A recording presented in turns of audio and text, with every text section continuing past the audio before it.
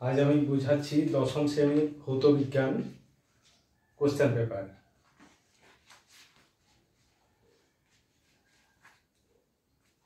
যে ধরনের প্রশ্নগুলো পরীক্ষাতে আসে সেগুলো প্রশ্নপত্রের মধ্য থেকে পাওয়া যাবে, আর এইভাবে সম্পূর্ণ রিভাইজটিও কমপ্লিট হয়ে যাবে। তাই এটা করা অবশ্যই উচিত। সহজ থেকে জটিল সমস্ত ধরনের প্রশ্নই আলোচনা করতে হবে, কোনো কিছু ছাড়া বা সাজেস্টিভ টাইপের করা চলবে না। দেখো, জ্বালানির তাপন মূল্যের এসআই একক কি? এখানে কি কি অপশন রয়েছে? আমি সহজ কঠিন সব রকম প্রশ্নই আলোচনা করব। জ্বালানির তাপন মূল্যের এসআই একক কি? এখানে যে অপশনগুলো রয়েছে, kilo joule per KG, kilo joule per gram রয়েছে, calorie, kilo calorie per gram, আরেকটা রয়েছে জুল। তাপন মূল্য কাকে বলে এটা প্রথমে মনে করতে হবে। একক ভরের কোনো জ্বালানির সম্পূর্ণ দহনের ফলে যে পরিমাণ তাপ শক্তি উৎপন্ন হয় সেটাকে বলা হয় জ্বালানির তাপন মূল্য। অর্থাৎ প্রতি গ্রামে বা প্রতি কেজিতে কি পরিমাণে শক্তি উৎপন্ন হচ্ছে, তাপ শক্তি, অর্থাৎ শক্তির একক বাই ভরের একক হবে, শক্তি হবে বাই ভর। এটা শক্তি বাই ভর আছে, কিলো জুল শক্তি, ভর গ্রাম। এটা কিলো ক্যালোরি, এটা শক্তি, আর গ্রাম এটা ভর। এটা কিন্তু শুধুমাত্র শক্তি, সুতরাং জুল এটা হবে না, ক্যালোরি এটা শক্তি এটাও হবে না। এবারে যদি এসআই একক বলে তাহলে কিন্তু অপশানে actually kilo joule per KG হওয়া উচিত, এটা কেজি হওয়া উচিত। এসআইতে ভরের একক কেজি, আর শক্তির একক জুল, সেটার বড় একক কিলো জুল। কিলো জুল করতে পারি বা জুল পার কেজিও করতে পারি, বড় একক হলে কিলো জুল পার কেজি করতে পারি। তাহলে এখানে অপশানটাতে একটু গোলমাল ছিল, কিলো জুল পার কেজি হওয়া উচিত। যদি অপশানে জুল পার কেজি থাকে তাহলে জুল পার কেজি উল্লেখ করবে। আদর্শ গ্যাসের পিভি বনাম পি লেখচিত্রটি কিরূপ? ওয়াই অক্ষ বরাবর যদি পিভি প্লট করা হয় আর এক্স অক্ষ বরাবর যদি পি প্লট করা হয়, পি মানে চাপ, ভি মানে আয়তন, তো চাপ এবং আয়তনের গুণফল ধ্রুবক হয়, এটা তোমরা বয়লের সূত্র থেকে জেনেছো। বয়লের সূত্রে যেটা জেনেছো, ভি ভ্যারাইজ উইথ 1/p। এখান থেকে পাওয়া গিয়েছিল যে পিভি সমান ধ্রুবক পাওয়া গিয়েছিল, কারণ ভি সমান কে ইন্টু 1/p এখান থেকে পাওয়া যাচ্ছে। তাহলে পি গুণ করলে পিভি সমান কে, মানে ধ্রুবক। অর্থাৎ চাপের মান যাই হোক না কেন পিভির মানটা নির্দিষ্ট থাকবে, পিভির মানটা একটা স্থির মানে থাকবে, এটা একটা স্থির। এসটিপিতে 11.এসটিপিতে বলা আছে 11.2 লিটার পরিমাণ কোন গ্যাসে অণুর সংখ্যা কত। এখানে বলে দেওয়া আছে অক্সিজেন গ্যাসে, তো এটা যে কোনো গ্যাসেই হোক না কেন ক্যালকুলেশনটা একই হবে। কারণ এসটিপিতে 22.4 লিটার গ্যাস মানেই হলো 1 মোল গ্যাস। এবার 1 মোল পরিমাণ যে কোনো পদার্থে অণুর সংখ্যা হয় অ্যাভোগাড্রো সংখ্যক, অর্থাৎ 6.022 ইন্টু 10⁻23। তাহলে 22.4 লিটারের অর্ধেক হলো 11.2 লিটার, তাই অণুর সংখ্যা হবে এর অর্ধেক, 2 দিয়ে ভাগ হবে। 2 দিয়ে ভাগ করলে এই পাওয়ার যেটা আছে এটা থাক, শুধুমাত্র এটাকে ভাগ করে দাও, 2 3 6, 2 0 0 2 1 2, তাহলে 3.011 ইন্টু 10⁻23 এত সংখ্যক অণু থাকবে। এরপর কতগুলো যৌগ দেওয়া আছে, তোমাকে খুঁজতে হবে কোনটি আয়নীয় যৌগ। কি কি যৌগ দেওয়া আছে দেখে নেওয়া যাক। HCl আছে, CH4 আছে, MgCl2 আছে, ম্যাগনেসিয়াম ক্লোরাইড এবং NH3।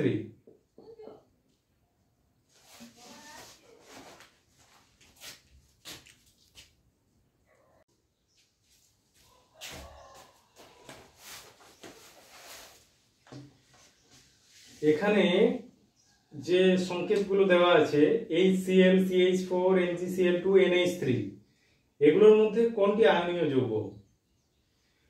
HCl মানে হাইড্রোজেন ক্লোরাইড, গ্যাসীয় অবস্থায় এটা সমযোজী যৌগ।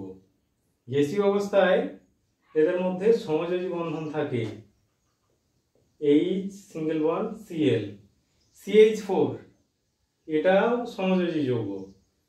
মিথেন, মিথেনের গঠন কিরকম না, কার্বন চারদিকে 4টা হাইড্রোজেন পরমাণু সমযোজী বন্ধন দ্বারা যুক্ত থাকে, তাহলে মিথেন সমযোজী যৌগ। ম্যাগনেসিয়াম ক্লোরাইড, ম্যাগনেসিয়াম ক্লোরাইড তড়িৎযোজী যৌগ বা আয়নীয়। তড়িৎযোজী কথাটাও যা, আয়নীয়তা। ম্যাগনেসিয়ামের গঠনে সমযোজী বন্ধন থাকে না, এটা আয়ন থাকে। Mg ডাবল প্লাস হয়, Mg ডাবল প্লাস যুক্ত দুটো ক্লোরিন আয়ন থাকে, 2Cl মাইনাস। আর যেটা অ্যামোনিয়া, এটা সমযোজী যৌগ। অ্যামোনিয়ার গঠনটা হয় নাইট্রোজেন 3টা সমযোজী বন্ধন দ্বারা 3টা হাইড্রোজেন পরমাণু যুক্ত থাকে, তাহলে অ্যামোনিয়া সমযোজী যৌগ। এই যৌগগুলির মধ্যে একমাত্র ম্যাগনেসিয়াম ক্লোরাইড আয়নীয় যৌগ। এবার পরের প্রশ্ন, মোটর গাড়ির হেডলাইটে ব্যবহৃত হয় কি ধরনের দর্পণ? অপশন আছে উত্তল দর্পণ, সমতল দর্পণ, অবতল দর্পণ, কোনোটিই নয়। এখানে যে অপশনগুলো আছে তাহলে অবতল দর্পণকেই চুজ করতে হবে। এই অবতল দর্পণের ফোকাস, এই ফোকাস পয়েন্টে, ফোকাস বিন্দুতে যদি বাতিটি থাকে মানে বাল্বটা থাকে, তাহলে এখান থেকে যে আলোক রশ্মিগুলো দর্পণের দিকে যাবে সেগুলো প্রতিফলিত হয়ে সামনের দিকে যাবে, সামনের দিকে যাবে। আর যেগুলো সোজাসুজি সামনের দিকে যাচ্ছে সেগুলোতে যাবে এইভাবে সামনের দিকে আলো তো দেখাবে।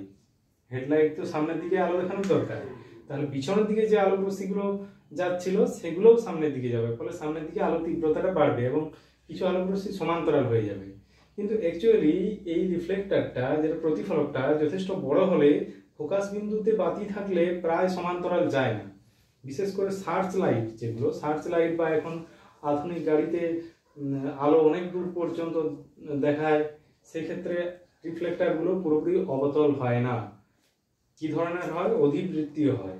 অধিবৃত্তীয়, অধিবৃত্তীয় হলে অধিবৃত্তের ফোকাসে এখানে যদি বাতিটি থাকে তার থেকে আগত রশ্মিগুলো সমান্তরাল হয়ে যায়, প্রায় সমান্তরাল হয়ে যাবে, এগুলো সমান্তরাল হয়ে যাবে। কিন্তু বড় রিফ্লেক্টর হলে যদি পুরোপুরি গোলীয় হয় সেক্ষেত্রে সমান্তরাল হয় না, কিছুটা অপসারী হয়ে যায়। তাই যদি অপশন থাকে অধিবৃত্তীয়, তাহলে অধিবৃত্তীয় দর্পণ ঠিক দেবে। আর যদি গোলীয় দর্পণ এর মধ্যে উত্তল অবতল এরকমই অপশন থাকে, তাহলে অবতল দর্পণ সঠিক উত্তর বলে চিহ্নিত করবে। পরের প্রশ্ন, আলোর প্রতিসরণের সময় অপরিবর্তিত থাকে কোনটি? তরঙ্গ দৈর্ঘ্য, কম্পাঙ্ক, বিস্তার না আলোর বেগ? আলো যখন এক মাধ্যম থেকে অন্য মাধ্যমে প্রবেশ করে তখন কোনটা পরিবর্তন ঘটে? তোমরা তো এই ছবিটা জানো যে আলো যাওয়ার কথা ছিল এদিকে, এদিকে বেঁকে গেল লঘুতর থেকে ঘনতর প্রতিসরণের সময়। কিন্তু কি কি পরিবর্তন হলো?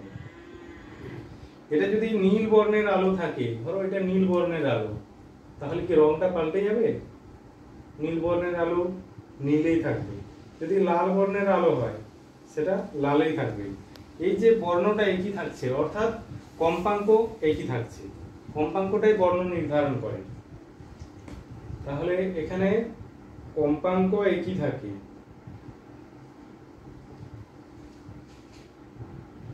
কম্পাঙ্ক একই থাকে। এবার আলোক রশ্মিটা বেঁকে যাওয়ার কারণটা হলো আলোর বেগের পরিবর্তন। এখানে আলোক রশ্মির বেগ যদি c1 হয়, এখানে আলোক রশ্মির বেগ আলাদা হবে c2। এখানে যেহেতু অভিলম্বের দিকে বেঁকে গেছে, এখানে আলোক রশ্মির বেগ কমে যাচ্ছে, c1 এর থেকে c2 কম। যদি অভিলম্ব থেকে দূরে সরতো, অর্থাৎ ঘনতর থেকে লঘুতরের প্রতিসরণ ঘটতো, তাহলে আলোর বেগ বেড়ে যেত, তাহলে আলোর বেগের পরিবর্তন ঘটে। এইবার একটা ফর্মুলা জানো, আলোর বেগ c সমান n ল্যামডা। c হলো আলোর বেগ, n হলো কম্পাঙ্ক, ল্যামডা তরঙ্গ দৈর্ঘ্য।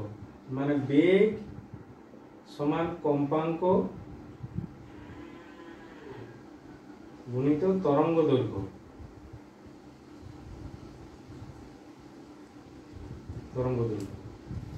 তাহলে ভাবো, প্রতিসরণের সময় যদি কম্পাঙ্ক একই থাকে, এদিকে আলোর বেগের পরিবর্তন ঘটছে, তাহলে অবশ্যই তরঙ্গ দৈর্ঘ্যের পরিবর্তন ঘটবে। বেগ যদি কমে, তরঙ্গ দৈর্ঘ্য কমতে হবে, না হলে গুণফলটা তো আর বেগের সমান হবে না। বেগ যদি কমে, কম্পাঙ্ক কমছে না, তাহলে তরঙ্গ দৈর্ঘ্যকে কমতে হবে।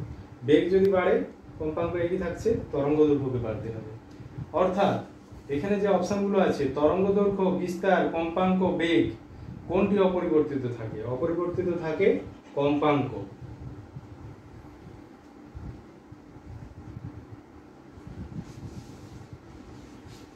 ওহমের সূত্রের গাণিতিক রূপ, এটা সবাই জানো, V = IR। বৈদ্যুতিক জেনারেটরে যে নীতি ব্যবহৃত হয়, তড়িৎ চুম্বকীয় আবেশ, তড়িৎ প্রবাহের তাপীয় ফল, তড়িৎ রাসায়নিক আবেশ, তড়িৎ প্রবাহের চুম্বকীয় ফল। বৈদ্যুতিক জেনারেটরে তড়িৎ চুম্বকীয় আবেশের নীতি কাজে লাগে। ওখানে আমরা তড়িৎ প্রবাহের দিক নির্ণয়ের জন্য ফ্লেমিং এর ডান হস্ত নিয়ম ব্যবহার করছিলাম, কিন্তু অনেকেই ভুল করে ওটা লিখে দিও না যে বৈদ্যুতিক জেনারেটরে ফ্লেমিং এর ডান হস্ত নিয়ম কাজে লাগে, এরকম লিখে দিও না। যে নীতিটি, ওটা হলো তড়িৎ প্রবাহের দিক নির্ণয়ের জন্য ব্যবহৃত নীতি। আর বৈদ্যুতিক জেনারেটরটা যে নীতিতে কাজ করছে, তড়িৎ উৎপন্ন করছে, এটা হলো তড়িৎ চুম্বকীয় আবেশ। পরের প্রশ্ন, রামধনু সৃষ্টি হয় জলকণা দ্বারা সাদা আলোর কিসের জন্য? প্রতিফলনের জন্য, না প্রতিসরণের জন্য, না বিচ্ছুরণের জন্য, না বিক্ষেপণের জন্য? এরকম 4টি আলোকীয় ঘটনা উল্লেখ করা আছে।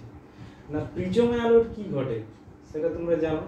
সাদা আলো যদি আসে, সাদা আলো 7টি বর্ণে বিশ্লিষ্ট হয়ে যায়, এভাবে 7টি বর্ণে বিশ্লিষ্ট হয়ে যায়।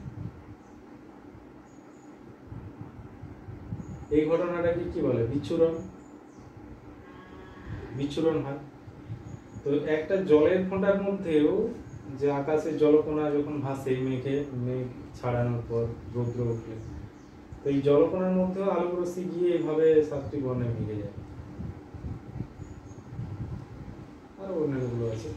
তো সাদা আলোক রশ্মি যখন 7টি বর্ণে ভেঙে যায়, দিয়ে পুরো একটা আলোর 7টি বর্ণের একটা রেখার মতো তৈরি করে, ওটাকে বলা হয় রামধনু।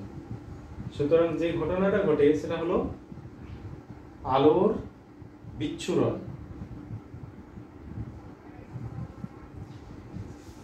বিক্ষেপণ নয়, কিন্তু বিচ্ছুরণ।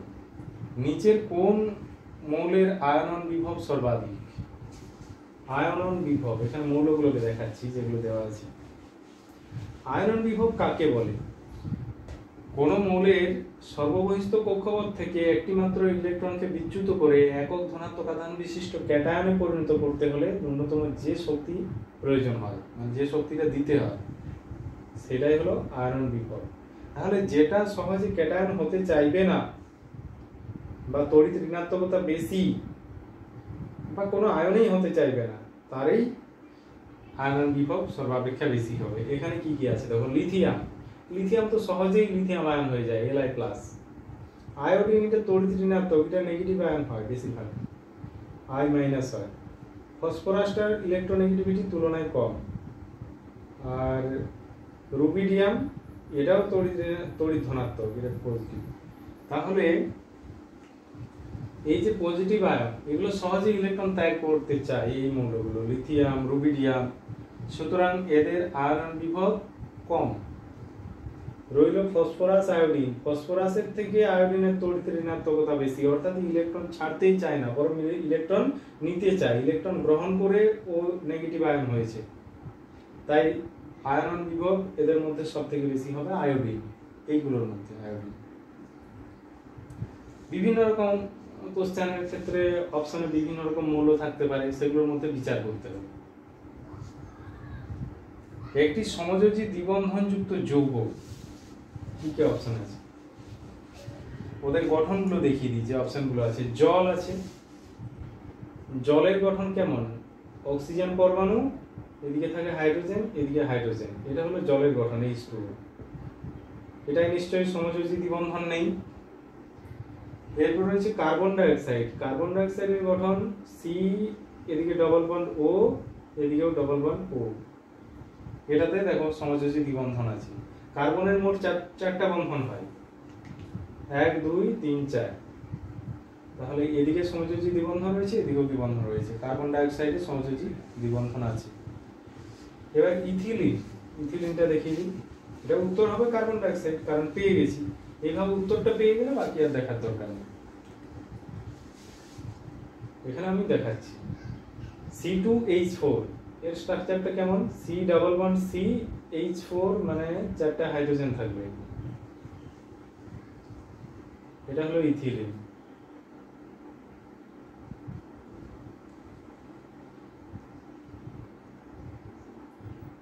তাহলে এটা তো সমযোজী দ্বিবন্ধন আছে। তাহলে উত্তরে তো কার্বন ডাইঅক্সাইডেও সমযোজী দ্বিবন্ধন আছে, এটাও হচ্ছে। ইথিলিনেও সমযোজী দ্বিবন্ধন আছে।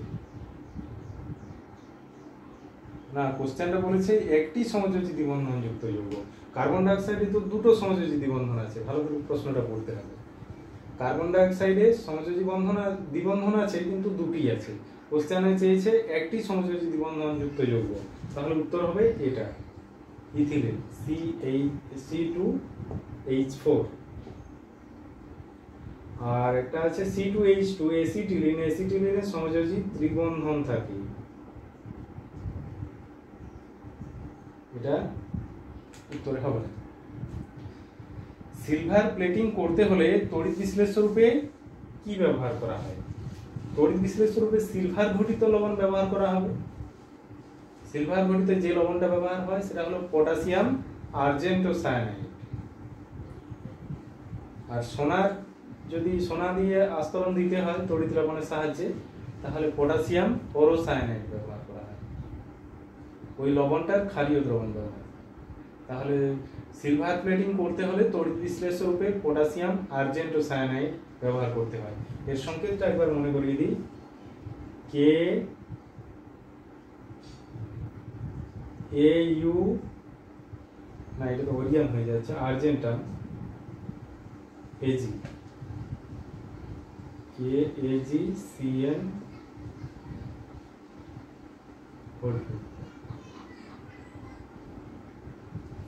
সিলভার, সিলভারের চিহ্ন ল্যাটিন নাম অনুযায়ী হয় আর্জেন্টাম।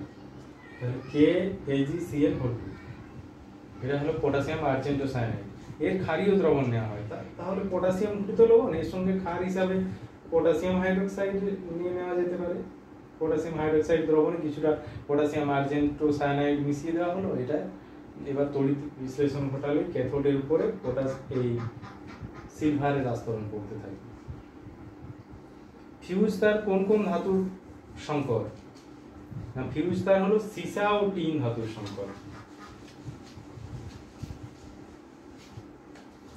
ফিউজ তার সীসা ও টিন ধাতুর সংকর। সীসার চিহ্ন কি? সীসা হলো লেড, পিবি।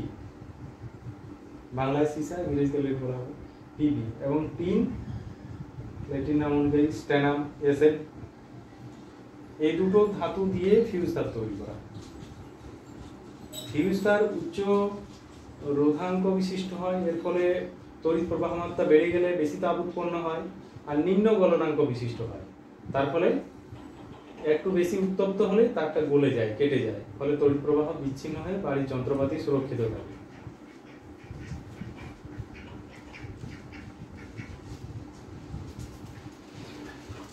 এবার পর্যায় সারণীর একটি প্রশ্ন, একই শ্রেণী বরাবর নিচের মৌলটির কি হয়? একটা শ্রেণী বরাবর যদি নিচের দিকে নামা হয় তাহলে ধাতব ধর্ম কি হয়? বাড়ে। নিচের দিকে ধাতব ধর্ম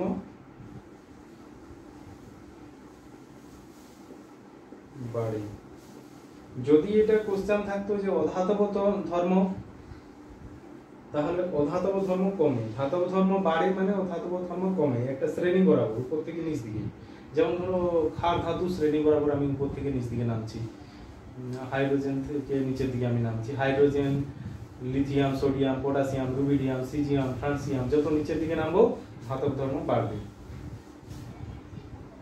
আর নিচের দিকে নামলে যেহেতু পর্যায় বাড়তে থাকে, এইভাবে পর্যায়গুলো থাকে, তো এক একটা পর্যায় যত বাড়তে থাকে কক্ষপথ তত বাড়তে থাকে। কক্ষপথ বাড়লে পরমাণুর আকার বাড়বে, মানে পরমাণুর ব্যাসার্ধ বাড়ে।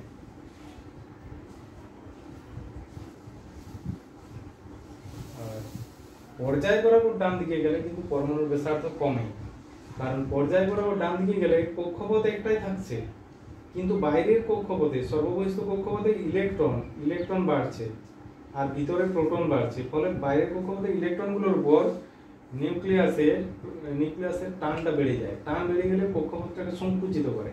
ফলে একটা পর্যায় বরাবর ডান দিকের মৌলগুলো গেলে তাদের কক্ষপথ সংকোচন ঘটার জন্য পরমাণুর আকার ছোট হয়ে যায়।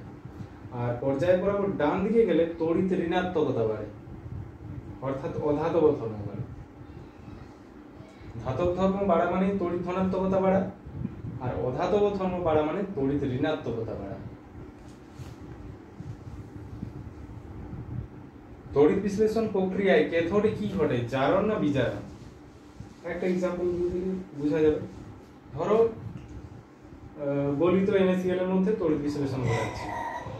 দ্রবণের মধ্যে Na+ আয়ন আছে, Cl- আয়ন আছে। এবার তড়িৎদ্বার দিয়েছি, ব্যাটারির পজিটিভ প্রান্ত, নেগেটিভ প্রান্ত।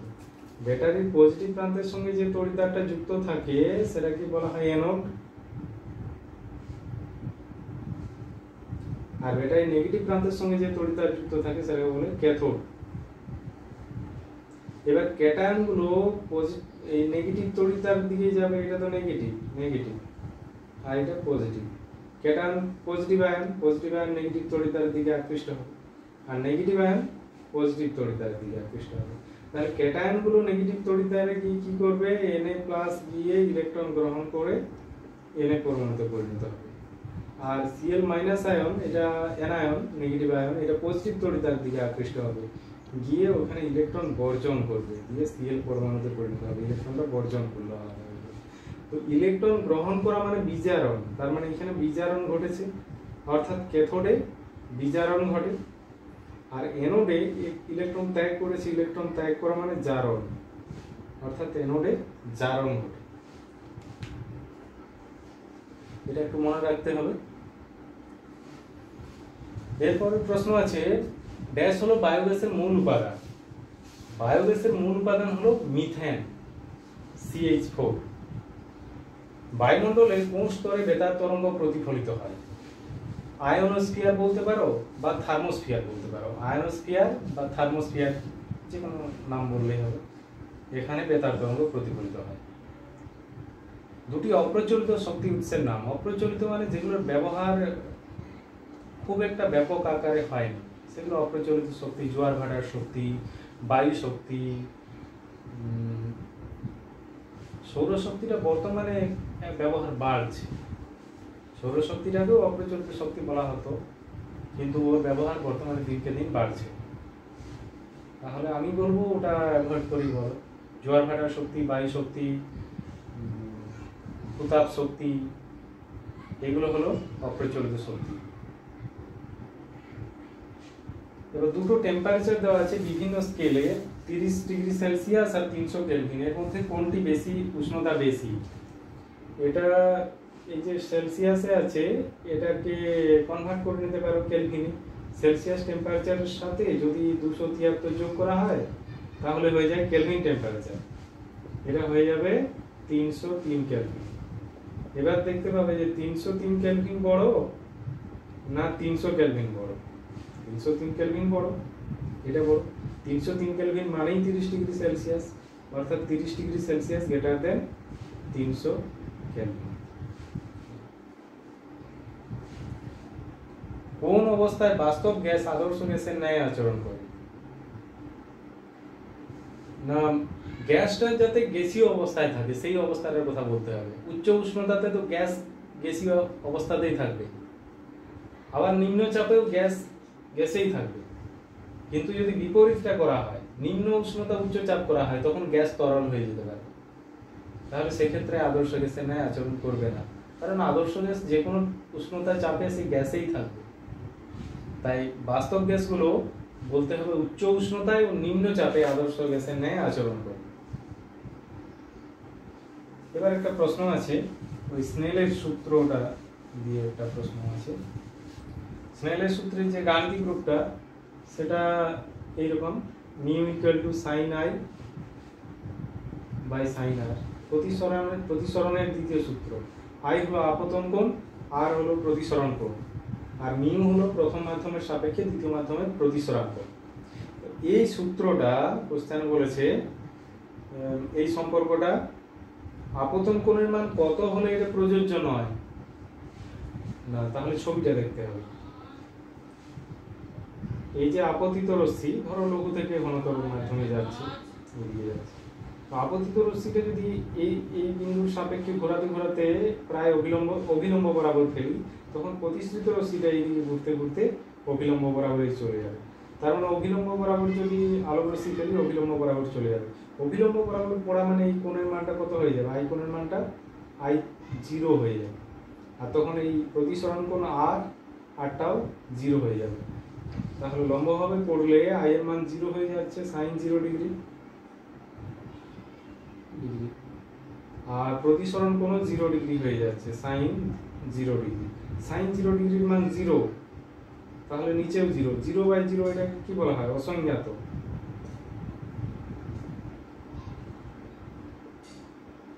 অসংজ্ঞাত অর্থাৎ যেটা বলা হয়েছিল মিউ একটা মান পাওয়া যাবে যেটা ধ্রুবক, এখানে তো অসংজ্ঞাত চলে আসছে, এটা তো কোনো মানেই না। তাহলে লম্ব আপতনের ক্ষেত্রে স্নেলের সূত্র প্রযোজ্য নয়। এখানে কোশ্চেন বলেছে আপতন কোণের কোন মানের জন্য স্নেলের সূত্র প্রযোজ্য নয়। আপতন কোণের মান 0 ডিগ্রি হলে স্নেলের সূত্র প্রযোজ্য নয়।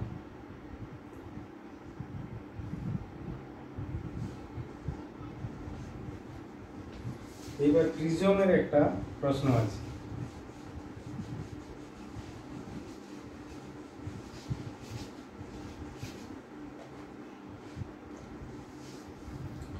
এই যে প্রিজমে যখন আলোক রশ্মির প্রতিসরণ ঘটছে তখন তো চ্যুতি ঘটে, এখানে একবার বাঁকে, এখানে একবার বাঁকে, মানে প্রাথমিকভাবে যাওয়ার কথা ছিল এইদিকে, এইদিকে বেঁকে গেল, তারপরে যাওয়ার কথা ছিল এইদিকে, এইদিকে বেঁকে গেল, মানে দুবার চ্যুতি ঘটছে, এখানে একবার, এখানে একবার। তাহলে ফাইনাল সর্বমোট চ্যুতি ঘটছে এটা, এই কোণটা, এটা সর্বমোট চ্যুতি এটা। এইবার প্রিজমের যে প্রতিসারক কোণ এর মান বৃদ্ধি পেলে এই চ্যুতির মানটার কি পরিবর্তন ঘটবে? এটা ফর্মুলা থেকে পাওয়া যাবে, delta equal to I1 plus I2 minus A। I1 মানে প্রথম প্রতিসারক তলে আপতন কোণ I1, আর I2 মানে দ্বিতীয় প্রতিসারক তলে যেটা নির্গমন কোণ, এটা I2। তো এই দুটো যদি, এটা যদি আমি স্থির রাখি, I1 স্থির রাখি, প্রতিসারক কোণের মান যদি বাড়াই, অর্থাৎ এর মান বাড়াই, এর মান বাড়লে কি বিয়োগফলের মানটা কমবে, অর্থাৎ ডেল্টার মান কমবে। প্রতিসারক কোণের মান বাড়লে চ্যুতির মান কমবে।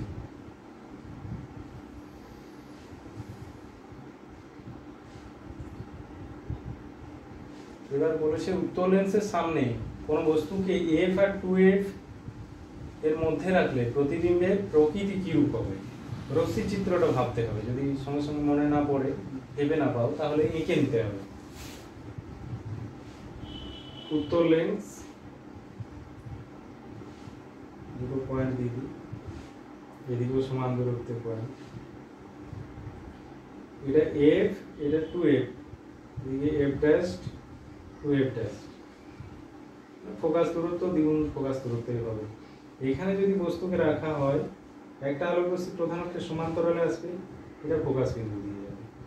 আরেকটা আলোক রশ্মি আলোক কেন্দ্র বরাবর আসবে, এটা আলোক কেন্দ্র বরাবরই বেরিয়ে যাবে। এটা আমার রশ্মিগুলো একটু বাঁকা হয়েছে, এটা 2f অপেক্ষা দূরে হবে, 2f অপেক্ষা সেই বেঁকে যাচ্ছে, যাই 2f অপেক্ষা দূরে প্রতিবিম্বটা গঠিত হবে, অর্থাৎ দ্বিগুণ ফোকাস দূরত্ব অপেক্ষা দূরে প্রতিবিম্বটা গঠিত হবে। আর প্রতিবিম্বের প্রকৃতি কি? প্রতিবিম্বটি বস্তুর সাপেক্ষে উল্টো হচ্ছে, অর্থাৎ অবশীর্ষ। এখানে পর্দা রাখলে পর্দায় পড়বে, অর্থাৎ সৎ। তাহলে প্রতিবিম্বটি সৎ, অবশীর্ষ এবং বস্তুর তুলনায় বড়, তার মানে বিবর্ধিত। এটা হলো প্রতিবিম্বের প্রকৃতি। প্রতিবিম্বটি সৎ, অবশীর্ষ এবং বিবর্ধিত। সাদা আলোকের বর্ণালীতে উপস্থিত প্রান্তীয় বর্ণ দুটি কি কি? না, সাদা আলো বিচ্ছুরণ ঘটলে কি কি বর্ণ হয় পুরো লিস্টটাই মুখস্থ থাকার কথা। বেগুনি, নীল, আকাশী, সবুজ, হলুদ, কমলা, লাল। তাহলে প্রান্তীয় বর্ণ হলো বেগুনি এবং লাল, মানে শুরুতে শেষে, বা ওই দিক থেকে বললে লাল থেকে বললে শেষে বেগুনি হবে। বেগুনি এবং লাল এই দুটো হলো প্রান্তীয় বর্ণ, এটা লেখার দরকার নেই। রোধাঙ্কের এসআই একক কি? রোধাঙ্কের এসআই একক সবাই জানো, ওহম মিটার। এখানে যদি বলে পরিবাহিতাঙ্কের এসআই একক কি? পরিবাহিতাঙ্কের এসআই এককটা এর অনন্যক হবে, মানে 1/ওহম মিটার হবে। 1/ওহম মিটার, এটা উল্টে গিয়ে ওটা হয়ে যায় মো, আর মিটারটাও যেহেতু নিচে আছে উপরে তুললে মিটার টু দি পাওয়ার -1, তাহলে মো পার মিটার। এটা হলো পরিবাহিতাঙ্কের এসআই একক। এবার বলেছে ভাস্বর অবস্থায়, মানে জ্বলন্ত অবস্থায়, জ্বলছে বাতিটা, আলো বিকিরণ করছে, ভাস্বর অবস্থায় 220 ভোল্ট 100 ওয়াট বাতি রোধ কত? 220 ভোল্ট রেটিং দেওয়া আছে, 100 ওয়াট, এই বাতিটার রোধ কত? 220 ভোল্টটা কি? ভোল্টেজ দেওয়া আছে, ভোল্টেজ। আর 100 ওয়াট এটা ক্ষমতা দেওয়া আছে। তাহলে রোধ চেয়েছে, বাতিটার রোধ আর এটা কত? এই তিনটার মধ্যে সম্পর্কটা নিশ্চয়ই জানা আছে। P সমান v²/r, ক্ষমতা, তড়িৎ ক্ষমতা P সমান v²/r। এখান থেকে R সমান কি বের করতে পারবো? R সমান v²/p। v এর মান হলো 220 তার বর্গ, আর p হলো 100। রোধের একক এটা দিতে পারে, রোধের একক ওহম, এটা ক্যালকুলেট করতে হবে। তার মানে 220 গুণিত 220/100, এত 0 0 ক্যান্সেল করো, 22 গুণ করতে হবে, 484 হবে। এইভাবে এই ক্যালকুলেশনটা করতে হবে। বাতিটির রোধ 484 ওহম, P সমান v²/r, এই ফর্মুলা। ক্ষমতার তিনটা ফর্মুলায় মুখস্থ রাখতে হবে। P সমান v × I, P সমান v²/r, P সমান I²r।